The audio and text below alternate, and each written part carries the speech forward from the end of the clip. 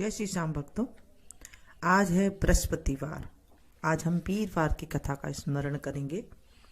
बोलिए बृहस्पति देव भगवान की जय। बृहस्पतिवार को कई लोग गुरुवार भी कहते हैं, वीरवार भी कहते हैं। वीरवार के दिन हमें हो सके तो कपड़े नहीं धोने चाहिए, बाल नहीं धोने चाहिए। औरतों को जो बाल है वो वीरवार को कदापि नहीं धोने चाहिए। अगर जरूरी है तो कुछ हल्दी का पाउडर डाल करके आप धो सकते हैं बालों को। साथ में कहते हैं इस दिन भगवान विष्णु की, भगवान बृहस्पतिवार की, भगवान गुरुदेव की कथा अवश्य सुननी चाहिए। इससे हमारे जीवन में ज्ञान की प्राप्ति होती है और हम अच्छे से अच्छे कार्य को सुलभ ढंग से कर सकते हैं। तो चलिए शुरू करते हैं वीर भगवान की कहानी। किसी गांव में एक साहूकार रहता था जिसके घर में अन्न, वस्त्र और धन किसी चीज की कमी नहीं थी। परंतु उसकी पत्नी बहुत ही कृपण थी, कंजूस थी। वह किसी भिक्षार्थी को कुछ नहीं देती थी। सारे दिन घर के काम काज में लगी रहती थी। एक बार एक साधु महात्मा बृहस्पतिवार के दिन उसके द्वार पर आए और भिक्षा की याचना की। वह उस समय घर के आंगन को लीप रही थी।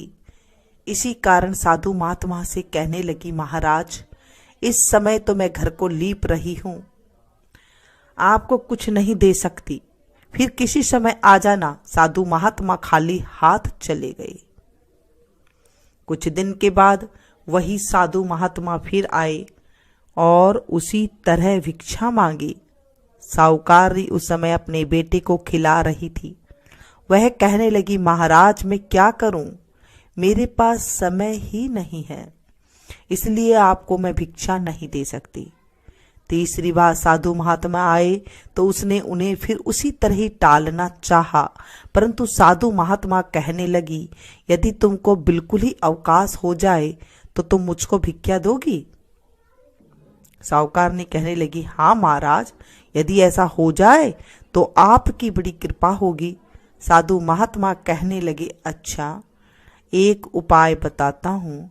तुम बृहस्पतिवार के दिन चढ़ने पर उठो और सारे घर के झाड़ू लगाकर कूड़ा एक कोने में जमा करके रख दो।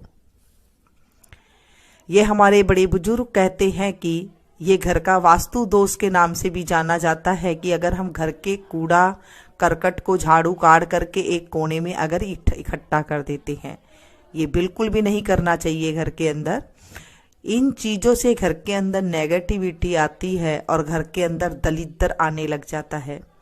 इसीलिए बड़े बुजुर्ग हमारे कूड़े को हाथों हाथ उठा करके डस्टबिन में डालने के लिए कहा करते थे।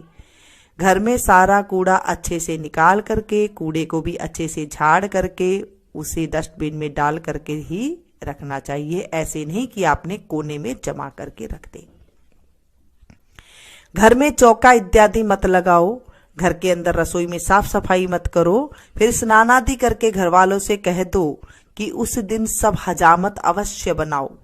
यानी कि वीरवार के दिन हमारे बड़े बुजुर्ग कहते हैं कि उस दिन दाढ़ी मूछ जो घर में होते हैं, आदमी होते हैं, उन्हें नहीं बनवाना चाहिए और जो औरतें होती है उन्हें बाल नहीं धोने चाहिए, बाल नहीं कटवाने चाहिए, नाखून नहीं काटने चाहिए। रसोई बनाकर चूल्हे के पीछे रखा करो। हमारे बड़े बुजुर्ग कहते हैं कभी भी चूल्हे के पीछे रोटी नहीं रखनी चाहिए, चूल्हे के आगे रोटी रखनी चाहिए।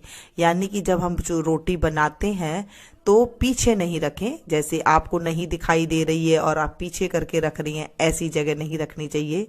चूल्हे के सामने ही रोटी को रखते हैं तो इससे बरकत होती है। सामने कभी मत रखो। सायंकाल को अंधेरा होने के बाद दीपक जलाया करो। जब शाम को दोनों टाइम होता है, जब हम बताते हैं सभी हमारे बड़े बुजुर्ग, हमारे शास्त्रों में लिखा हुआ है कि जब दोनों टाइम गोधूली बेला में हमें दीपक जलाना चाहिए। सायंकाल में दीपक घर में जलाते हैं, मंदिर में भी जाते हैं, तो वो जो है गोधूली बेला ही होती है। संध्या काल ही उसे कहते हैं। तो बाबा जी ने कहा सायकाल को अंधेरा होने के बाद दीपक जलाओ, यानी कि रात होने के बाद दीपक जलाओ। कभी भी रात होने के बाद दीपक नहीं जलाना चाहिए, इसमें लक्ष्मी नहीं आती है। तथा बृहस्पतिवार को पीले वस्त्र मत धारण करो। बृहस्पतिवार को हो सके तो पीले वस्त्र धारण करने चाहिए, पीला भोजन करना चाहिए। और उन्होंने कहा कि आप पीले वस्त्र धारण मत करो, ना ही पीले रंग की चीजों का भोजन करो। यदि ऐसा करोगी तो तुमको घर का कोई भी काम नहीं करना पड़ेगा, तुम बिल्कुल फ्री हो जाओगी।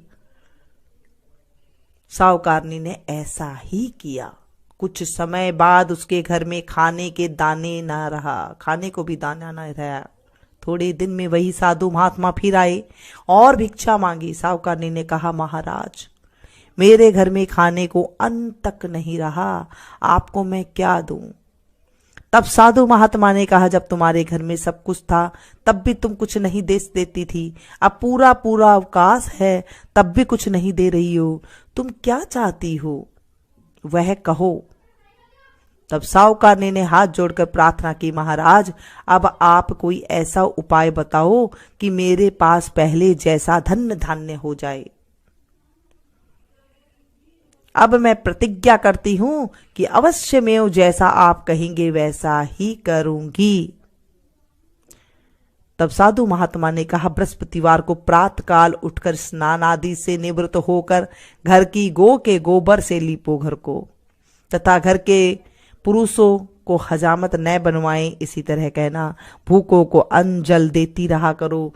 ठीक सायकाल को दीपक जलाओ। यदि ऐसा नहीं करोगी तो तुम्हारी सारी मनोकामनाएं भगवान बृहस्पति जी की कृपा से पूर्ण होगी। ऐसा सभी को करना चाहिए। सुबह उठ करके बृहस्पतिवार को कूड़ा करकट को इकट्ठा करके उसे डाल दें। उसके बाद घर के चौके को साफ करें, रसोई को आप साफ करें, क्योंकि अब तो किचन बोलते हैं, पहले रसोई घर बोला करते थे, उसे एकदम साफ करें। घर में वीरवार के दिन, बृहस्पतिवार के दिन बड़े जो घर में पुरुष हैं उन्हें मना करे कि बाल ना कटवाए, हजामत ना करवाए, दाढ़ी मूछे ना बनवाए, नाखून ना कटवाएं।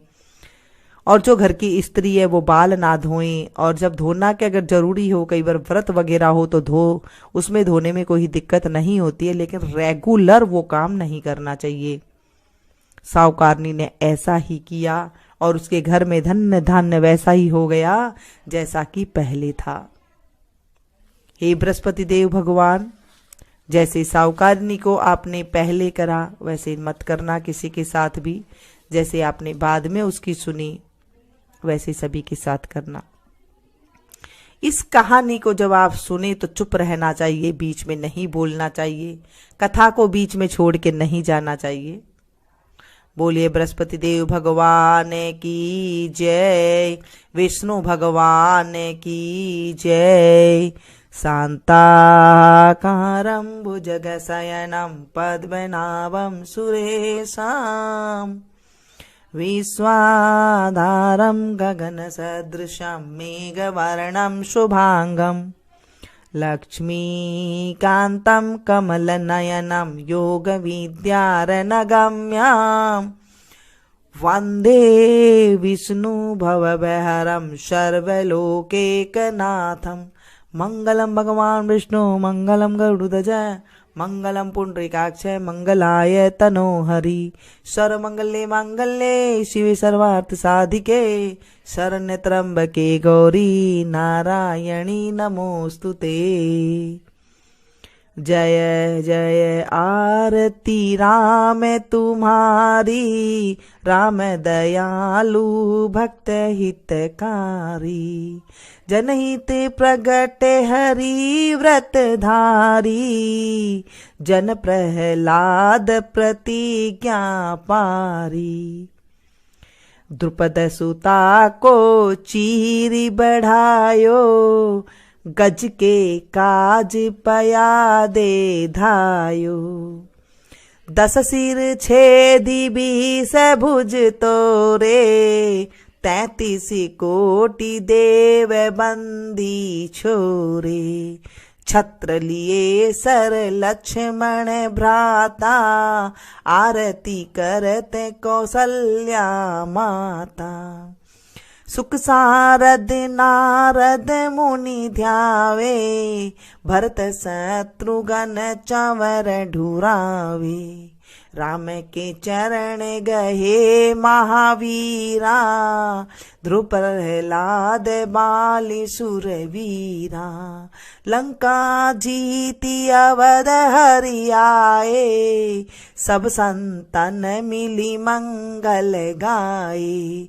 श्रिय सहित सिंहासन बैठे रामा, सभी भक्त जन करे प्रणामा।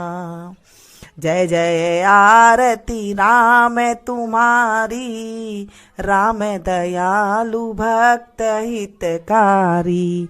बोले बृहस्पति देव भगवान की जय, विष्णु भगवान की जय। आज हमने विष्णु भगवान की कथा सुनी है। हे विष्णु भगवान, हे बृहस्पति देव भगवान, हे बृहस्पति महाराज, इस कहानी को जो सुने सुनाए हुंकारा भरे, उसकी सारी मनोकामना पूरी करना। इसे आप ज़्यादा से ज़्यादा अपनों के साथ शेयर कीजिएगा, क्योंकि हम जब किसी चीज़ को शेयर करते हैं, कथा को शेयर करते हैं, तो हमें सुनाने का ही फल मिलता है। बोलिए बृहस्पति देव भगवान की जय। जय श्री श्याम भक्तों, आज है